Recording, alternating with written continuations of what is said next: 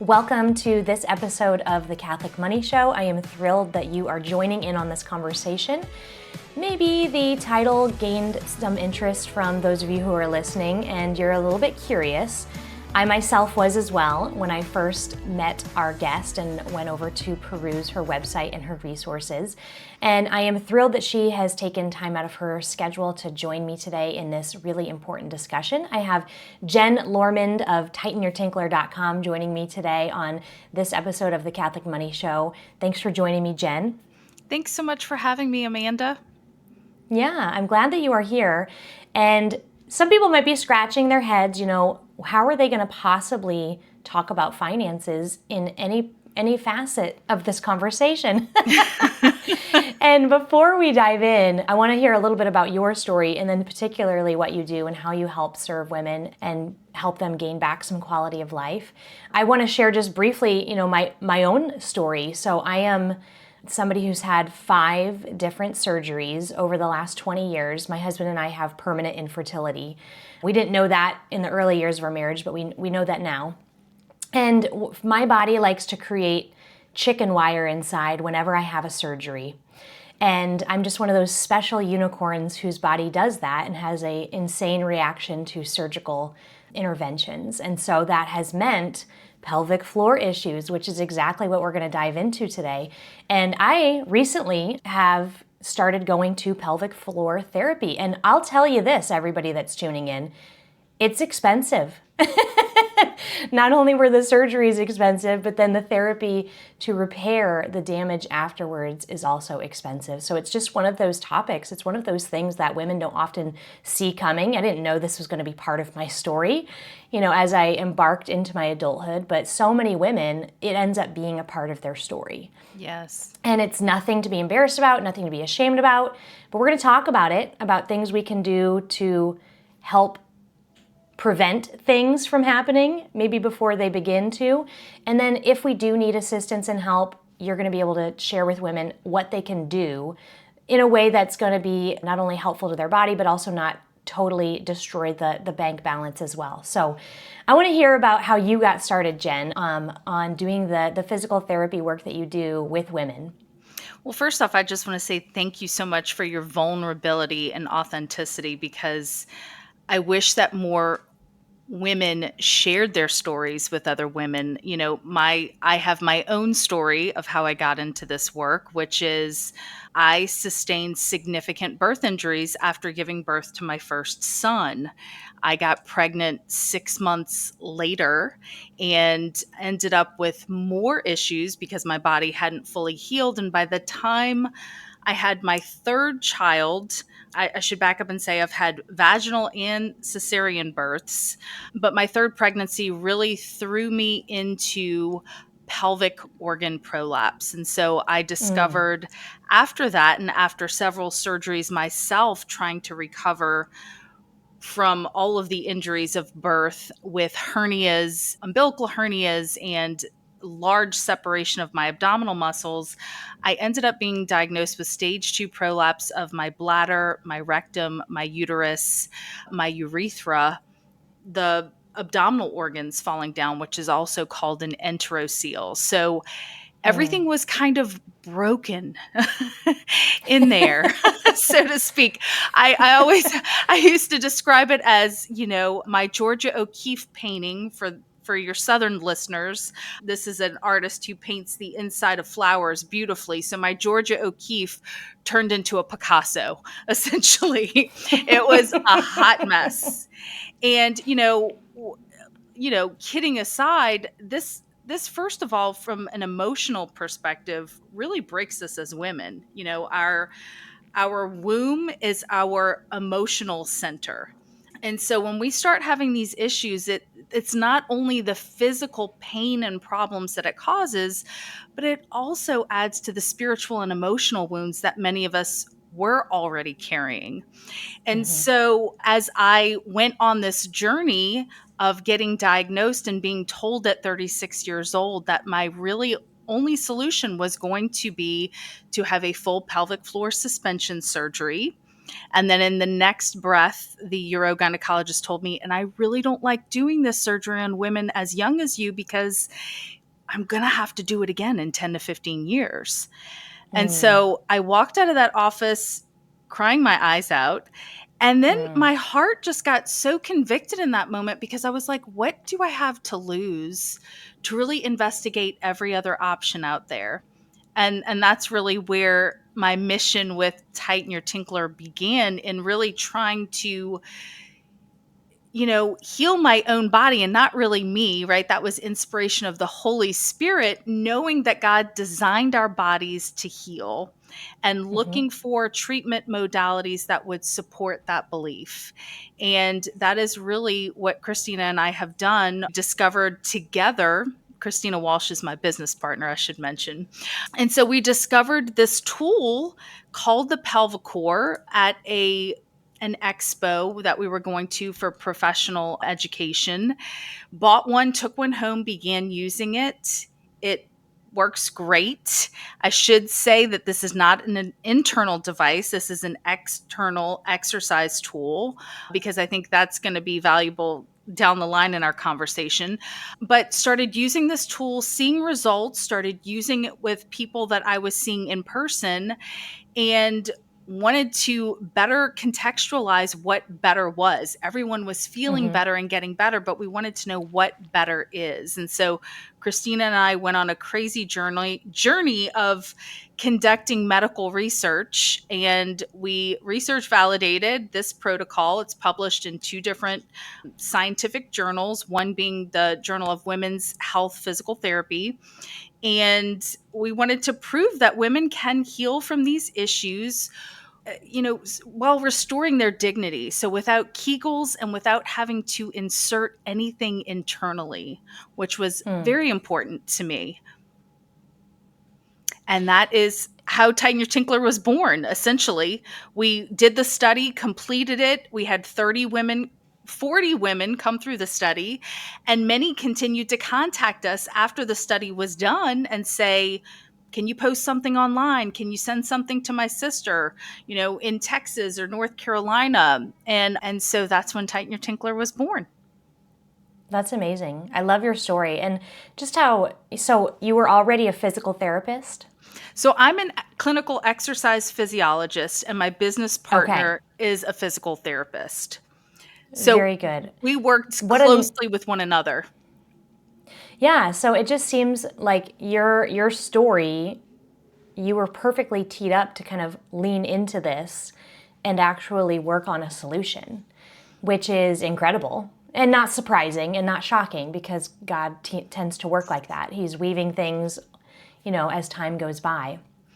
Yes. So these are, the issues that you're talking about. We know as women that they are common. Either we've experienced it, or we know a friend who's experienced it, or we know an aunt who went through something, but they're not always discussed or talked about or really named.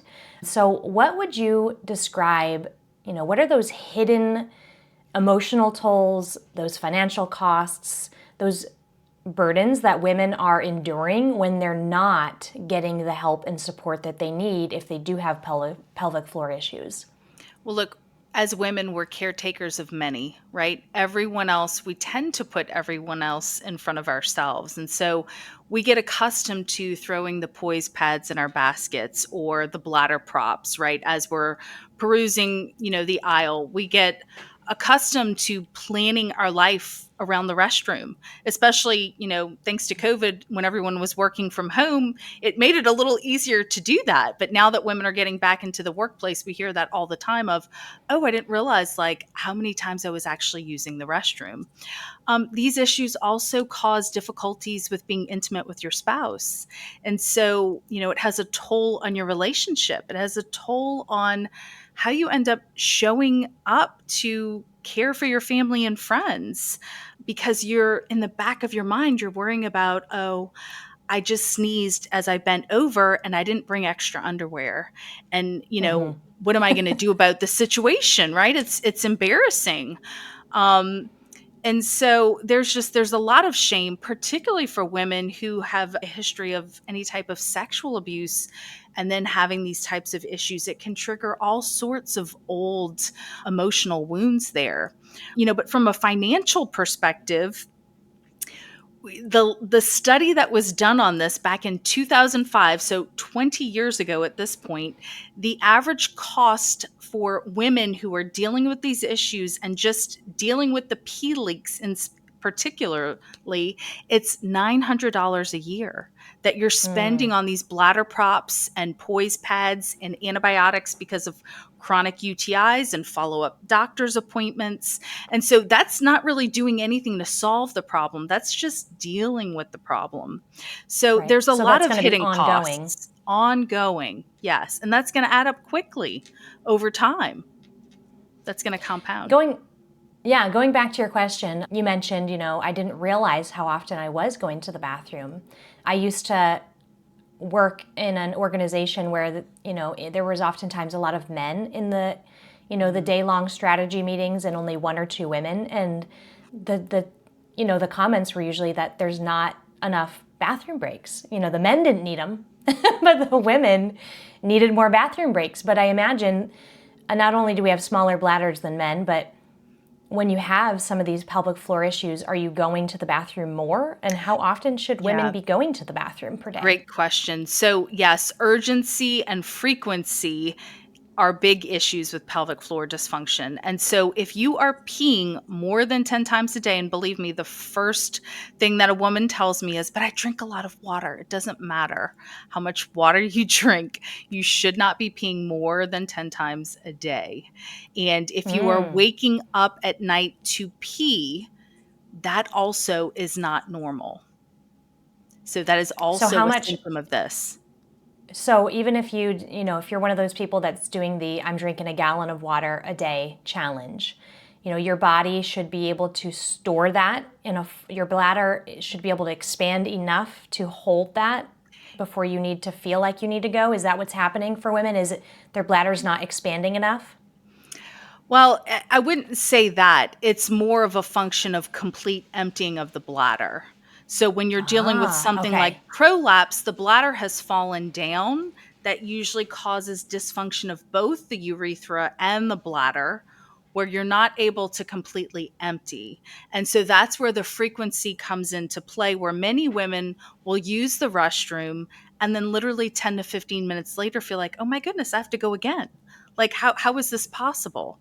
That's what's going on. And there are different things that women are doing, like pushing their pee out, which again causes retention of urine in the bladder, or they have an over tight pelvic floor where they're struggling to initiate that stream of urine in the beginning, and again they're not able to completely empty. Okay. And so then women are seeing this as, frequency issues and feeling like they're going to pee their pants even though they just went 10 Yep. minutes ago. I can understand these. I've definitely had chapters, of my own journey where that's been the case from just different adhesions that are pulling on things. Yes. Is this something that women can heal from? I mean, and actually, how do they begin changing some of this structural issues? Yes. So this is something that women can heal from, particularly if they are just, and I say just with my quotation marks, dealing with some pelvic floor dysfunction, but not dealing with prolapse. Those are more easily and quicker correctable issues. But we also, myself included, I mean, I get to walk around every day and forget that I have prolapse. If you have stages 0 to 2 prolapse, we scientifically validated that this protocol does in fact work for those women. And we get emails all the time from ladies that let us know that they have reversed their prolapse, which is just Wow, wonderful. that's amazing. And did you ever have that surgery? I never had that surgery, and that was 11 years ago. Yeah. So, That right there, what a savings yes, in because recovery and all the things. yeah, you're looking at $6,000 to $9,000 with the surgery, and that's just the cost of the surgery. That doesn't include the 2 to 6 weeks that you're out of work after that, and all of the time that it takes and the 25% failure rate on those surgeries, which is Mm. horrible. And obviously, those surgeries are right for certain women. We do get messages in our inbox of women who are stage 3 to stage 4 prolapse, where those organs have just fallen down so much that really they really are a better candidate for surgery. Hmm. Sure. So, how can women, this was never something that was a part of the conversation, growing up. And Mm-mm. honestly, even in my 20s, I feel like the conversation about pelvic floor therapy was not really brought to my attention until maybe the last 5 to 7 years. How can women of all ages and in different ways help to support a healthy pelvic floor and not get into those habits of running to the bathroom and pushing out their urine and probably things that are just contributing to this wear and tear Yes. and issues as time goes on?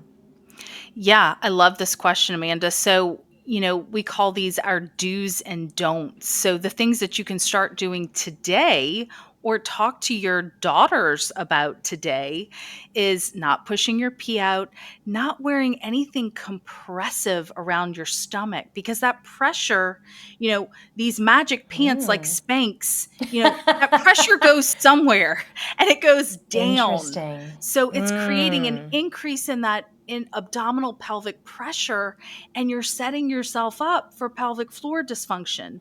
So we want to stay away from those really compressive garments, and you'll know that it's too compressive for you if you experience stomach pain while wearing them, or you experience swelling after taking them off, or pain.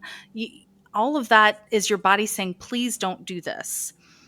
Mm. Wearing very high heels. If in our research, that's Oh. something that we looked at because it changes the pitch of the pelvis.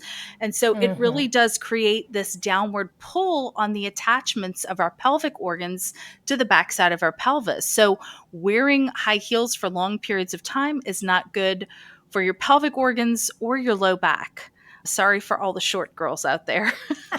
Staying hydrated is really important. So, something as simple as adding electrolytes to each glass of water. That way, your body is better able to absorb the water. But also, we've talked about the front of the pelvic bowl, but many women like myself have rectal prolapse. And so, you're talking about issues with being able to properly evacuate your bowels and difficulties there. And so, making sure that you're staying hydrated is going to help improve the motility of your stool, as well as fiber as Mm-hmm. women is such a big deal. So those are all really easy things that women can begin to do. And the last thing that Christina and I talk about all the time is get thyself a squatty potty or a toileting stool. It is for both bladder and bowel emptying, and it really is a game changer, because by putting yourself in that position, it's like when workplace ergonomics was all the rage, like to stop the neck pain. Well, pottying ergonomics is all the rage to be able to relax your pelvic floor and start the stream of urine and be able to empty without straining. So this is something that you can do for yourself that is a true gift, and I will promise you that your husband will also end up wanting to use that squatty potty all the time too. Amen. We have several in our house. Costco had a special on the 2-pack a couple of years ago. Nice. Nice. So you know what And, I'm talking about. yes, it's just so much easier. And I mean, they had a great commercial too when they first debuted. Great Yes, they product, did, great with the marketing. unicorn. Yes, they did. Yes, I always appreciate that when they make their marketing fun and humorous. Yes. So, you mentioned earlier, Kegels. I feel like women are often told Kegels, Kegels, Kegels. Is this something that actually does help, or could it actually make things worse for women? Yeah, this is something that Christina and I are so passionate about. And look, I myself was a self-professed Kegel queen after my first delivery 21 years ago. There was literally only one women's health pelvic floor therapist in the entire region at that point in time.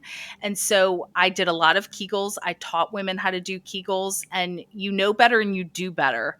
And what we've learned about Kegels and those internal devices is that many times this causes over tightening, meaning that women might start to use these kinds of interventions if they've completely lost control of their bowel, right, or their bladder. This can be a great interim step, but not a great long term solution, because once you've got those muscles activated and turned back on, God did not design our bodies for those muscles to work in isolation. Our pelvic floor Sure. is always working with the deep abdominals, the back extensors, the hip rotators, and the glutes. And it's very impacted by the respiratory diaphragm as well. So, when we're just squeezing and releasing a muscle, it's not being functionally trained. And Hmm. so it's not going to work as well as when you functionally train just like every other muscle group. As Christina and I like to say, your pelvic floor is not a magical unicorn. It is special, but it's just like every other skeletal muscle group in your body. And so therefore we want to train it functionally in the way that it is supposed to work for us. Got it. So how can women, if they're listening to this episode and they're maybe recognizing that, okay, there might be some issues and they've taken notes on the things to do and the things not to do, how do they discern, is this something that I should just kind of start taking care of at home? Should I get a book? Do I need to get a pelvic floor therapist? Where do they start, and how can they evaluate the seriousness of their situation and what the right response might be? The place we always ask women to start is two places. Number one, we have a great quiz that's based off of the data that we collected in our research study, and it's going to categorize you in one of three zones. And so that's going to let you know, quote unquote, how bad things are. What would be the Mm. next steps that you want to take? Is it time to take steps? We have a green, a gold, and a red zone. Our program works great for the green and gold zone. The red zone folks, we make other recommendations for, but that's step number one. You want to know, where are Hmm. you on that spectrum? Step two would be, we have an amazing page full of free resources by the issue. So, if you're dealing with back and hip tightness, if you're dealing with pain with intimacy, pee problems or issues, all of that is on our resource page. Videos, podcasts, blog posts, all of it. So you can do a deep dive there. Amazing. And we will link to those resources down below, both the quiz as well as the free resource page. That's incredible. And I know that that's a great place to start for people, is just those places right there. Sometimes you don't always need to come out guns blazing. Get the information gathered, try a few things, and then as you are making progress or learning more about things, then you bring in the support that you might need at that time. So if somebody does want to follow up with you, I know that you do have a program, and you mentioned that for those in the green and the gold zone, that might be something that could help them. So would you mind sharing just briefly about that and how people could actually keep in touch with you after this? Sure. It's our signature program, and it's a 10-minute a day at home program. It is online, all digital. When you sign up, we send you the exercise tool that I talked about earlier, and you get to do it on your own time, on your own schedule, with your clothes on. You don't have to go hide in a closet somewhere to plug something in with your phone, right? Because that's also the challenge of some of these online things, is like, where am I going to have the time with my kids home to disrobe somewhere and go do this? So you can do it in Right. front of your kids and with your kids on your own schedule. And really, what the research proved is that when people follow this protocol, they feel a difference in 30 days. Our research is also on our website. If you are nerdy like me and want to check that out, that's also there. But that's our signature program, and folks can find us on YouTube. Like, we have hundreds of videos that we've done teaching on these issues, particularly on the anatomy of, what is happening in your body. That's all on our YouTube page. Instagram is another great place to follow us, or you can contact us through our website. Very good. TightenYourTinkler.com? That's correct. That's it? Yes. That's it. It's Yes. memorable. It is memorable. I love it. Well, thank you so much for joining me on this episode of the Catholic Money Show, and I can't wait to hear from people that reach out to you and get the help and support that they need. Please look in the show notes of this. Give Jen a follow on social media. Check them out on YouTube. And until next time, everybody, bye for now. Thanks.